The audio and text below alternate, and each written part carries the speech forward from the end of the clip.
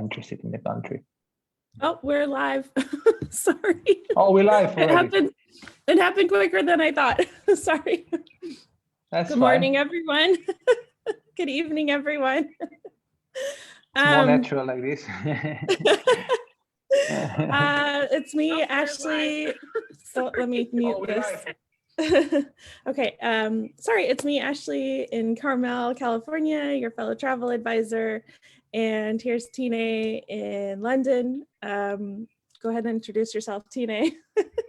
Yeah, hi everyone. My name is Tine. I'm live from London, England. Not the one in Canada, but in the UK, England.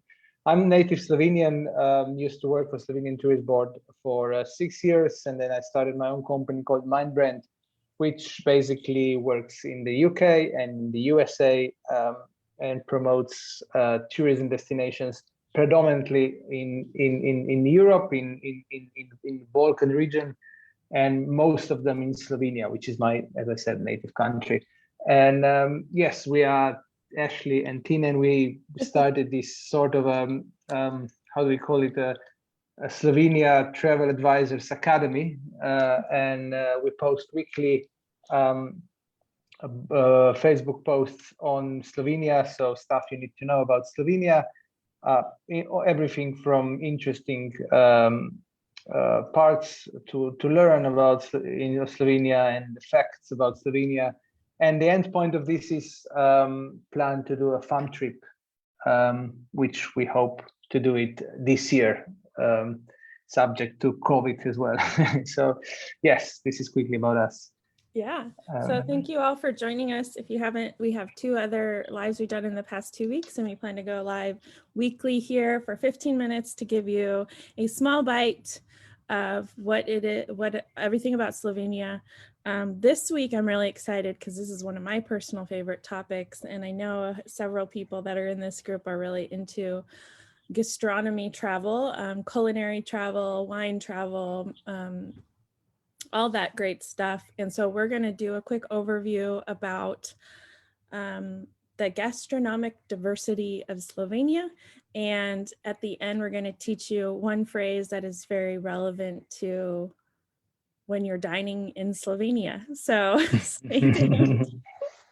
Stay tuned for that.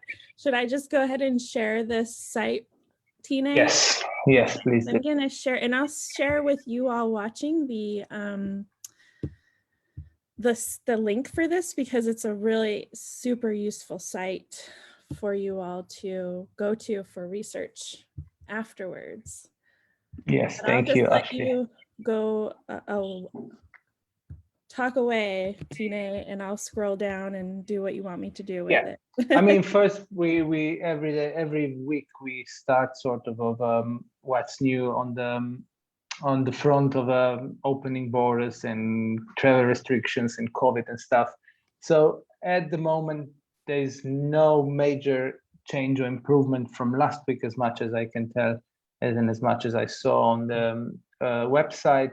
I still suggest everyone to check the 2 major websites, which is the US Embassy in Ljubljana, the capital of Slovenia. So just type in Google US Embassy in Slovenia, and they tend to have very up-to-date information for the US travelers to Slovenia. I think the same goes for the Canadian ones, but please check on that website. And the other one is obviously Slovenian Embassy in the States, so the Slovenian Embassy in DC. Same, you will find it online, and they have quite a good information. Basically, Slovenia will do the same as the European Union will do. So when European Union will sort of open the borders, and if the traffic light system, so if USA is still on the green sort of a list of countries, which I'm sure it will be, then we are very close to opening the traveling, easing the traveling restrictions and opening the travel to Slovenia. Most likely, we will still need to have either proof of vaccination or proof of having COVID in past or one of the tests, but it should be much easier as it was earlier in the year. So this is about the COVID at the moment, but let's talk about much more interesting topic now. So the Slovenian gastronomy. Yes, Slovenia was already in 2020 recognized as European Region of Gastronomy, awarded by this association. Obviously, COVID changed the stuff, same as it did with everything else, from the Olympics to everything else. So the region of gastronomy was put forward for a year, and it's going to happen this year, 2021. It's all sort of activities that's going to happen. So on this particular website, if you go on the top, you have events on the top right corner. Just click there and follow this. Again, they are still probably waiting for the COVID rules and everything. But the big change was that Slovenia was awarded last year the first ever Michelin Stars, although many would say that we were overdue earlier to get them. We are very proud of a couple of our chefs. So, for example, if you click on the chefs button on the top, Ashley, you probably will recognize, some of you might recognize the first name, which is Anna Roche. She used to be the best female chef in the world, I think in 2017 or 2018. She was a star chef in Chef's Table on Netflix. So this is where her popularity really grew.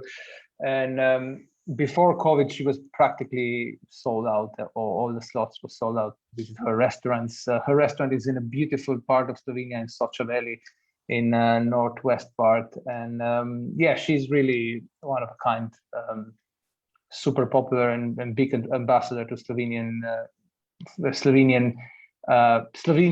as such as a country, but also the Slovenian cuisine. And I think with her, the recognition of other chefs also become bigger, and many other chefs got many other restaurants got awarded with Michelin star. Anna's restaurant called Hiša Franco got 2 Michelin stars, and there are a couple of others which got a 1 Michelin star. So I just suggest you scroll through this website, and you'll see a couple of other chefs which are all very interesting characters on the such. But quick question, Slovenia or Tine, that's a pretty big deal though, right? Because Slovenia is such a small country relative to some of the other European gastronomic capitals like France and Italy. So it's really awesome. And like you said, long overdue for these Michelin stars and this recognition, but that it's such a small country, it seems to me that it's densely populated with good chefs because of it. Yeah, I think so. Yeah, you might be right there. I mean, it's beside the good chef is also the culture of the restaurants and food. I mean, to start with, it's a very normal thing in Slovenia to grow your own ingredients at home. So every Slovenian pretty much would have some sort of a own garden and would grown stuff at home, or would know somebody, for example, who produces its own meat produce and so on. And it's very much based in the mentality of the nature of the nation. It's all down to sustainable and live with the nature. We are quite fortunate, as you know, with the gifts of the nature and quality of water and everything. So it's, I guess it all starts there. And then it's also the position where Slovenia is geographically in the middle of Europe. So you would have the influences of Italian cuisine from one side, for example, so more Mediterranean, and then traditionally from the south, it will come all down from Middle East, Turkey, and then Balkan region. You will get influences from there. And then historically, Slovenia was part of Austro-Hungarian country, and there was a lot of influence coming from the small continental part of Europe. So it all sorts of mixed in Slovenia, but then we also had traditional foods in the country. And because, as we talked last week, the landscape and the land of Slovenia is very diverse, and this is replicated also in other stuff, for example, the way people live and the accent of the language, but pretty much as well in what people eat and what's like typical dish for the region. And even though it's a small country, as you said, and you only travel for a half an hour or 1 hour away, you would still see a lot of diversity and influences in the food.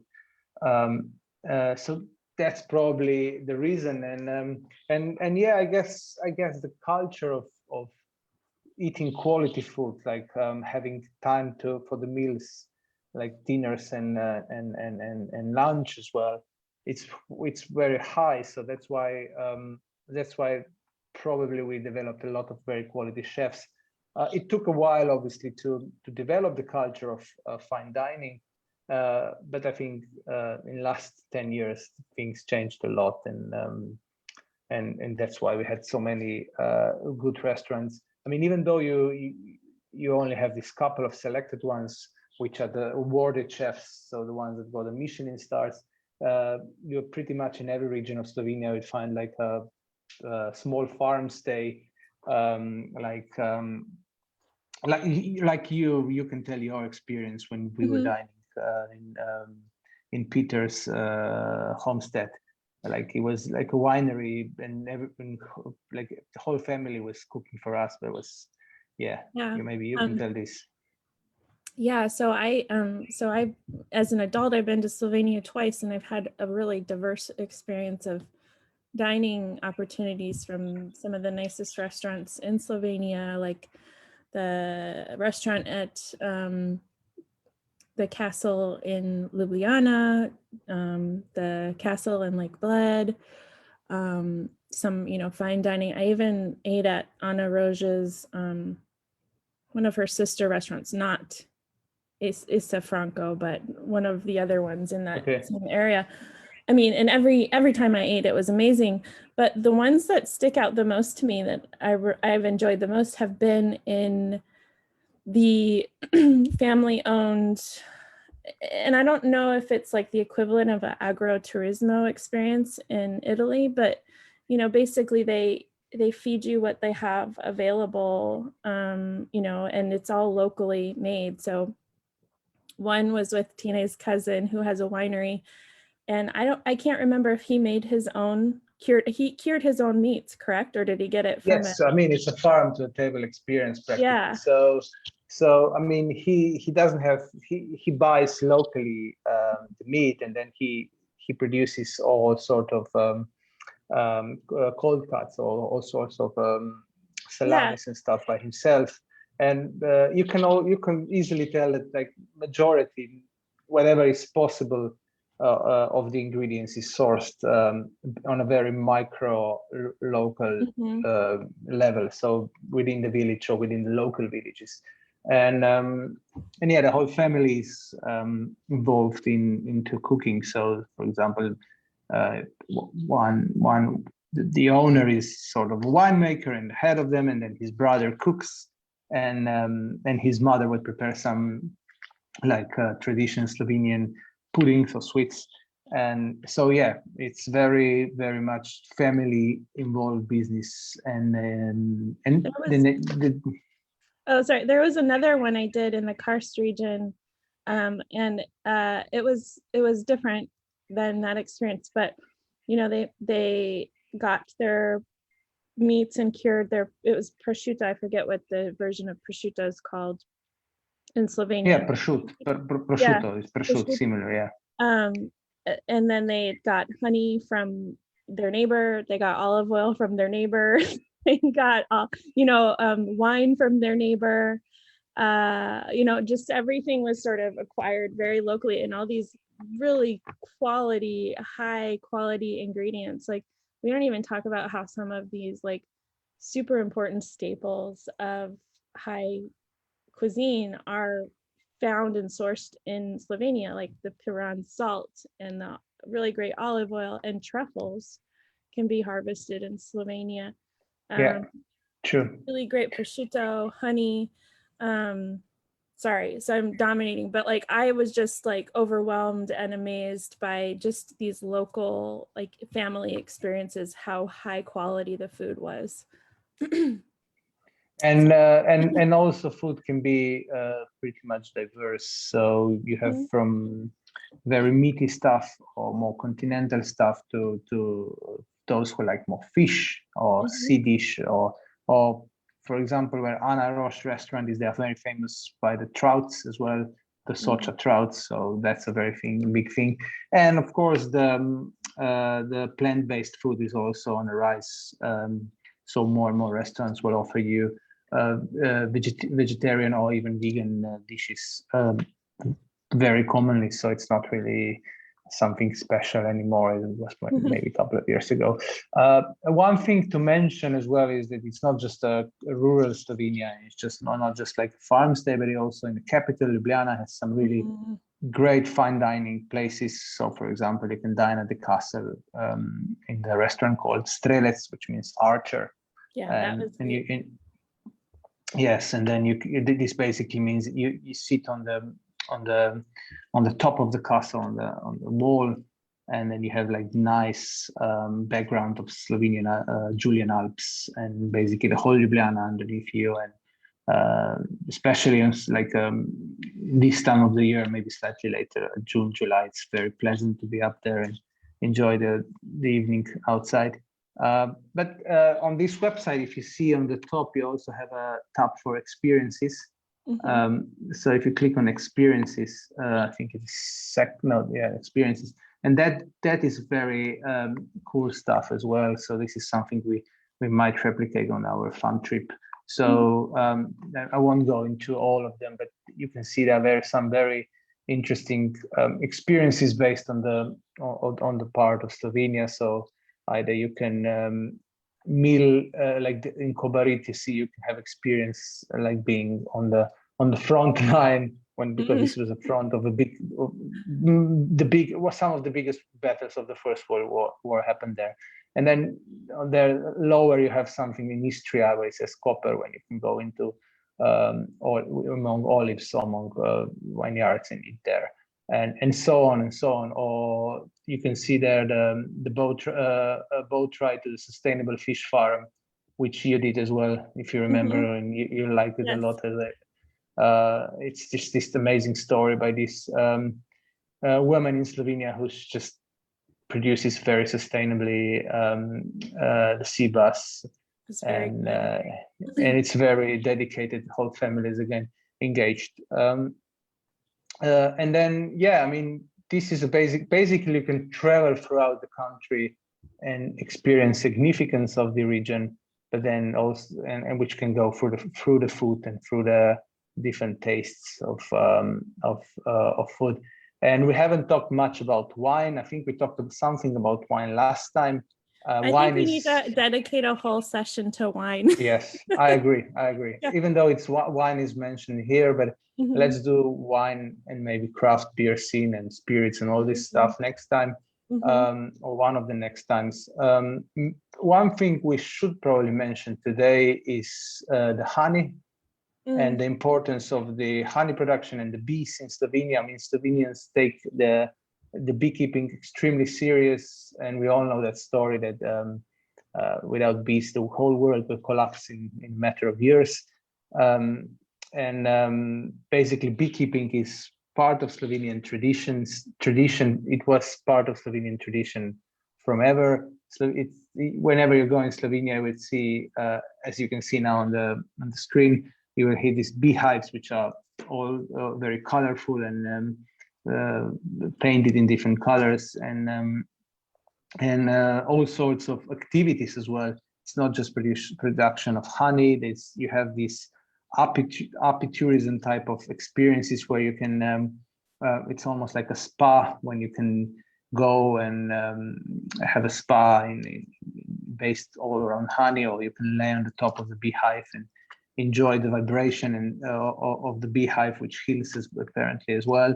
And we are very proud that because of Slovenia and because of Slovenians, United Nations recognized. It's Sunday now, actually in May, the World Bee Day. Let me check. 20th. When? It said the 20th of May on this page. So it's coming. Oh yeah, so you see, it's in 2 weeks' time. Yeah, in 2 weeks' time is it's the World Bee Day, and it's recognized by the whole by United Nations.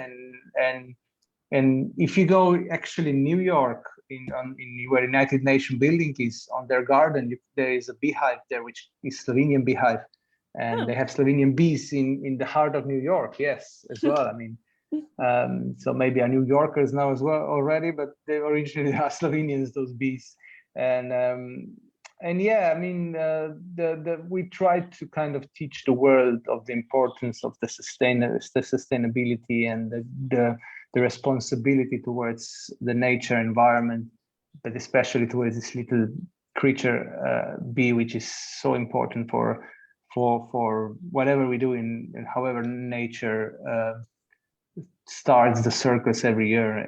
It's always involves in some way bee, and yeah, it's very important for us. And you would also find a super top quality honey in Slovenia wherever you go, basically, and there will be some local beekeeper who can sell you the different types of honey that they have every year.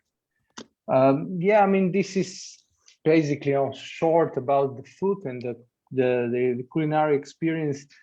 I'm sure whoever will join us for the fun trip to Slovenia will be fortunate to try this every day, of course, different sort of food and culinary experience. And let's go now to this word that you're gonna teach us, and I'm just gonna judge your pronunciation.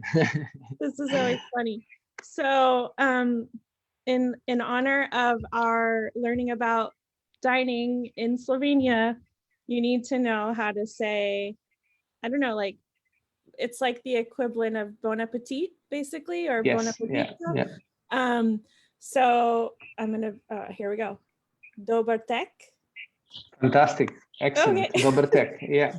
So yeah, when people would sit down, somebody would say Dober Tek, and then everybody will reply Dober Tek. And this means like exactly the same as translation, bon appetit, or I don't know how do you, there's not a similar word in English. Enjoy your meal. Like, that's about what we would say. And yeah, cheers. I feel like American, I don't know about in England, but Americans don't, for some reason, we don't, I don't know. I feel like there's a better way to enjoy meals than what we do here, and it's experienced in Europe. Like, we just maybe that's why you invented the fast food fast food stuff. And well, it's basically just yeah, it just kind of announces the start of the feast of the meal, and then you enjoyed it, and you wish everybody else to enjoy the meal as well. So that's it. Yeah, and it's like you said, it's exactly the same as they would have it in France or Italy or other Mediterranean countries, I guess. Yeah. Yeah. Cool. I don't know what we're going to talk about next week yet. Do you have an idea, Tine, or should we'll come back and announce? Well, yeah, we can announce it. We can announce it during the week. If there is any preferences, whoever wants to have any questions or comments, please don't be scared to ask, even after the video, not now necessarily on our Facebook group. Just ask the question or put suggestions what you want to learn more about. So maybe slowly we can do the general stuff about Slovenia, and then at some point we'll go more into a touristy stuff, so like accommodations and stuff. So I don't know, maybe we can talk about the region. We can do wine. We said we can do wine. We can do something about the type of activities that people do in Slovenia. So it's up to all of us, basically. Yeah, if you have any specific requests, we did get a request from, I forget what her name was, but I'll look it up later, about local authentic experiences. And so we tried to address that a little bit in the food today. And I think that you get an idea for some of the local authentic experiences in the food area that you can have. But as we go through different topics, we'll weave that in. But I think there's a lot of opportunities for local authentic experiences in general in Slovenia. So keep giving us your feedback, and we will be back with you next week. Have a good week. And Dober Tek. Dober Tek. Thank you, everybody. Bye-bye. Bye.